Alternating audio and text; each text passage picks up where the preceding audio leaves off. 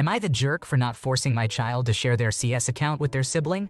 I am a 34-year-old female, divorced mother with 2 children. For privacy reasons, I will not use their real names, but they are Luna, who is a 9-year-old female, and Leo, who is a 12-year-old male. In our household, we do not have many assigned chores. If you make a mess, you clean it. Each person is responsible for picking up their own belongings. My children are not my maids. They only have to clean their own spaces and messes. I sometimes ask for help, which they willingly provide. They can do things outside for money to learn that money is earned through work. I got a PlayStation 4 for my children because they are well behaved. I do not limit their time excessively, but I ensure they take breaks for their health. Luna does extra tasks like outdoor pickup for additional cash because she wants to. With that money, she asked to get PlayStation Plus online. I bought it for her, and she is very grateful and plays online regularly. Leo also has an account, but not an online account. He does not do the extra tasks, which is his choice. Recently, Luna noticed she had more friends she did not add and achievements for Leo's games. She asked him about it, and he admitted to playing on her account online. She told him she did not want him on her account. He agreed, and it seemed fine. Since he does not have online access, he uses the weekends for free PlayStation Plus to play online. During these weekends, Luna lets him have the PlayStation the entire time, as she feels it is fair for him to have a turn too. Recently, Luna came to me and said that Leo had been playing on her account even though she asked him to stop. I checked and confirmed that Leo was on the PlayStation 4 using her account. I told him to close the game and switch to his account. He was upset and complained that he wanted to play online outside of those weekends. I told him he could get online if he helped Luna with outdoor pickup.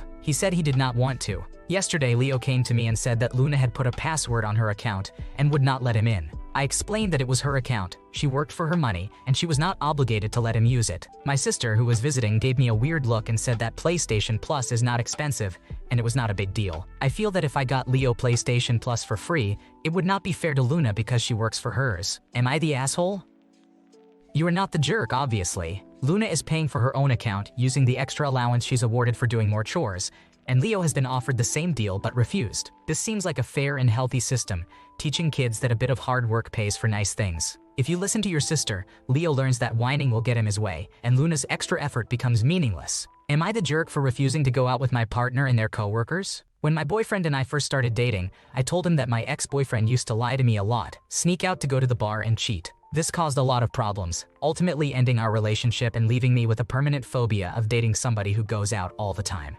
My current boyfriend was well aware of this, and things were going fine. He was going out once or twice a week with his coworkers, which was no big deal. I am aware that it is my insecurity, and it is nobody else's responsibility to manage it. However, he made a comment to me saying that his coworker was lying to his wife about going out. Then, the week after that, he told me he lied about going to the bar every day that week. He had told me he was home. There was literally no reason for it. I am not sure if he was talking about himself when he brought up his coworker or if he just decided to do the same thing. Either way, it was out of nowhere because I felt like I could trust him, and he made me feel comfortable about him going out prior to that. Now, I have a lot of trouble believing just about anything he says. He told me he lied because he felt like he was trapped and couldn't do what he wanted. Mind you, we don't even live together. It is not like he is coming home to someone who is angry with him or anything. Naturally, I am an overthinker. Why would he lie about going to the bar if he knew I didn't have an issue with it in the first place? Is there a waitress, bartender, or someone he felt he needed to hide? I voiced this to him, and he denied it. Case closed, whatever, or so I thought. He ended up telling all of this to his coworkers, who likely have voiced this to the bartender. They usually go there every night after work. I am now extremely uncomfortable and feel like anything I tell him will end up being told to his coworkers. Now, I am sure everyone is under the impression I am some controlling, miserable, insecure person. My boyfriend is now upset with me because he wants me to go out with them all tonight, and I have no intention of doing so. I probably sound ridiculous, but I would love to hear if I am the one in the wrong in this scenario, or if I am overreacting. Nothing you've done here makes me think you are the jerk here. He lied to you and then blamed you for it while bad-mouthing you to his coworkers. Why stick around? He's shown you his true colors. Now it's up to you to believe him. Surround yourself with people who respect you. Am I the jerk for not dropping my shift to spend time with my boyfriend? To start off, I want to say I am over $12,000 in debt. I work 2 jobs and only get a certain amount of time to myself, probably 1 day off a week. I am trying to balance taking care of myself, having a life, spending time with my boyfriend, paying off this debt, and building my savings. It can be overwhelming and draining. My boyfriend asked me about going to the beach with him on Monday, but I said I had to check my schedule to see if I worked. I told him I do work but get off at 4. He then asked me to drop it. I told him I do not want to because of financial reasons, but we can go another day. I asked him to give me a few minutes, and I would see when I am available to go. Immediately, he got upset, telling me to forget it. He said I made him feel inadequate by not wanting to drop my shift. I got extremely upset because I spend my only days off with him. I spend time with him after work. I try to see him before work as well, even when I am drained. He said the days that he works are normally the days I am off. That is not always true, but I make time all the time to see him. He works 3 days a week, Friday, Saturday, and Sunday as a server. He stays home and plays video games on the other days. He makes more in these 3 days than I do in a week sometimes. He has practically zero debt and pays $400 to his parents monthly for rent. We can go to the beach another time when I am not working. I offered Friday because I am off, and he works later at night. He told me he did not want to go before work. That upset me because I make time for him as much as I can, and I cannot afford to drop shifts. I said we can do something after I get off on Monday because I get off early and go to the beach another day. He said he is not making any promises. He says I take everything so personally when he is asking me to do something that does not cost any money. If he asks me to drop my shift, then it is costing me money that I could have made. Now he is telling me that he reconsidered seeing me this week entirely and does not want to at all. I kept trying to give options about how I can rearrange my work schedule so I can still see him, go to the beach, and make money, but he just said to stop trying and does not want to go anymore. I understand he wants to spend time with me, and I do too, but I just wish he was more understanding of my financial situation right now. I have a lot more responsibilities that I need to take care of, and he has little to none. Please tell me, am I the asshole? How do I even approach or fix this? I think you are not in the wrong here. Your boyfriend is incredibly immature and self-centered. He had no right to throw a fit when you told him you couldn't switch your shift, especially when you're working 6 days a week trying to pay off debt. You deserve someone who appreciates your effort and is supportive of your situation. Drop that behavior and take care of yourself. You deserve so much better. Am I the jerk for taking money out of my child's other parent's desk to pay the babysitter? Our 9-year-old Jeremy went to sleepaway camp on Tuesday. On Thursday, the camp called us and said he lost one of his shoes and needed a new pair. He was just wearing sandals, and they weren't going to take him hiking or on trips. The camp is a couple of hours away. We have a babysitter who works at the same day camp as our 7-year-old and takes him to and from camp and watches him afterward. I told my ex that I would see if the babysitter could find a way to drop off a pair of shoes, and we would pay him twice the amount of whatever hours the trip took. He said he would let me know Friday morning. Yesterday, he said he would go drop off shoes after taking our 7-year-old to camp, and I said great. Later in the afternoon, he texted me and said Jeremy already had shoes. I asked what he was talking about, and he said my ex placed an Amazon order to the camp. He said he was a bit miffed that he lost pay at the day camp to help us out when he didn't need to make the trip after all. I said I didn't even think about his losing pay at the camp, and I had no idea my ex placed an order on Amazon. In fact, the camp said they don't allow Amazon, Uber Eats, or other delivery services. I said I would take care of him either way. I called my ex, and she said she called the camp director the night before and asked if she could just have shoes delivered, and he made an exception. I told her that our babysitter drove all the way out there and was mad. She said she didn't know he was going. I said no one knew that she placed an order. Had she told me that, then I wouldn't have asked the babysitter to go. She asked what I wanted from her, and I said she should compensate him for wasting his time. I would pay to compensate him for half the day, and she the other half, so $120 each. She refused because it was a mistake, and I typically pay him for babysitting. I said this needed to be fixed as soon as possible because finding a good babysitter is very hard. She said no. Last night, I went to pick up my 7-year-old from her house, and it was babysitter payday. I know my ex keeps thousands in cash in her desk drawer. I took $120 and gave it to the babysitter, in addition to my $120 and his normal pay. I told my ex and she was furious and demanded that I pay her back. I said I didn't care. I possibly prevented him from quitting over a lack of communication. Keeping him happy is way more important. He's such a good babysitter that I didn't know that he bought Jeremy an ice-blended mocha when he saw him. The amount of money is trivial. My ex and I make good money and kill in overtime.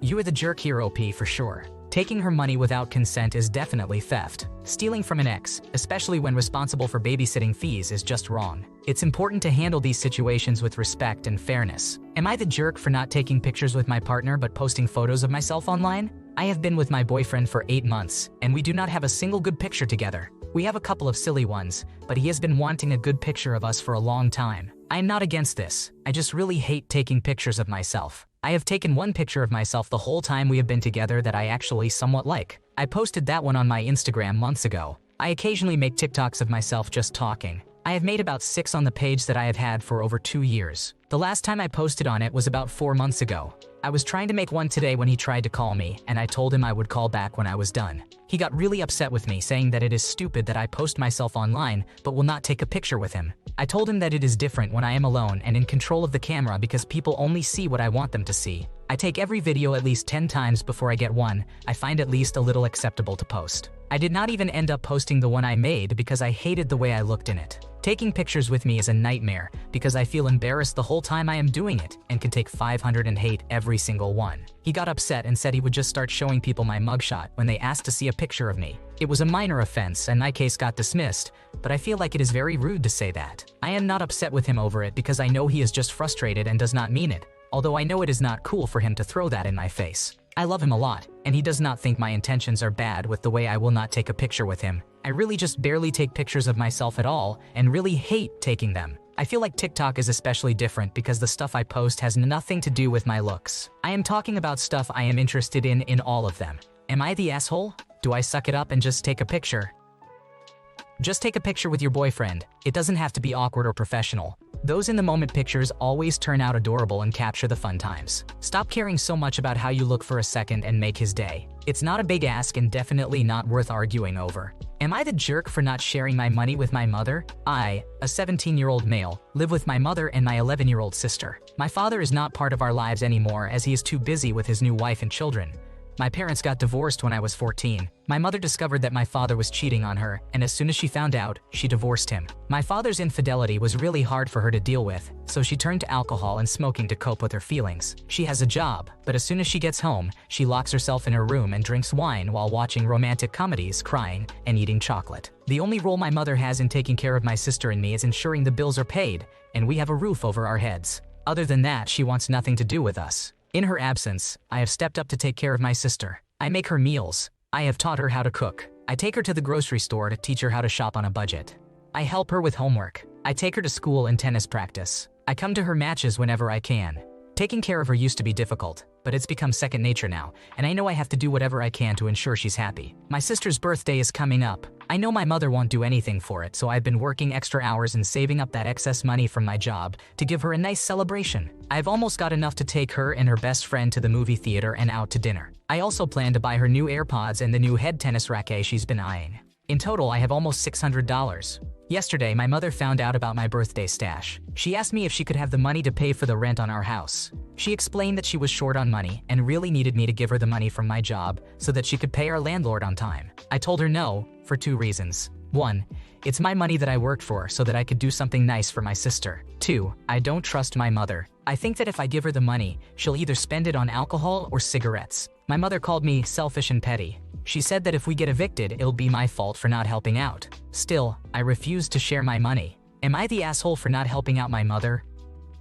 I think you are not in the wrong here. This situation is really tough, but you're doing an amazing job holding it together. Your mother had no right to your money, and it's unfair that you're already paying for things that are her responsibility. It might be worth considering emancipation or contacting CPS to ensure both you and your sister have a safe and stable environment. Thanks for watching. When you subscribe, make sure to hit the bell to turn on notifications so you never miss a video. To finish listening to all the stories, check out the playlist in the description.